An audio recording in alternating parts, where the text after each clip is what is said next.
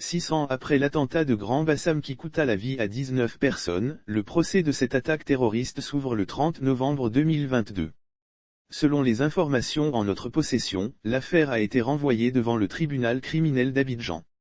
18 personnes ont été renvoyées devant cette juridiction par la chambre de l'instruction de la Cour d'appel d'Abidjan pour des actes de nature terroriste en relation avec une entreprise collective ayant pour but de troubler gravement l'ordre public par l'intimidation ou la terreur, apprend-on de sources concordantes.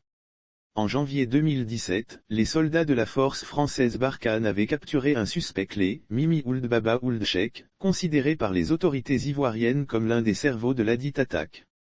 Pour rappel, l'attentat avait fait officiellement 19 morts, dont 3 soldats des forces ivoiriennes. Al-Qaïda au Maghreb islamique avait revendiqué l'attaque le soir même.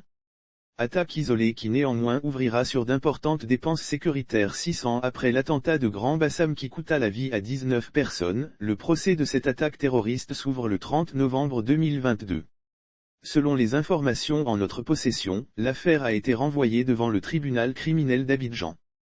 18 personnes ont été renvoyées devant cette juridiction par la chambre de l'instruction de la Cour d'appel d'Abidjan pour des actes de nature terroriste en relation avec une entreprise collective ayant pour but de troubler gravement l'ordre public par l'intimidation ou la terreur, apprend-on de sources concordantes. En janvier 2017, les soldats de la force française Barkhane avaient capturé un suspect clé, Mimi Ould Baba Ould Cheikh, considéré par les autorités ivoiriennes comme l'un des cerveaux de ladite attaque. Pour rappel, l'attentat avait fait officiellement 19 morts, dont 3 soldats des forces ivoiriennes. Al-Qaïda au Maghreb islamique avait revendiqué l'attaque le soir même. Attaque isolée qui néanmoins ouvrira sur d'importantes dépenses sécuritaires.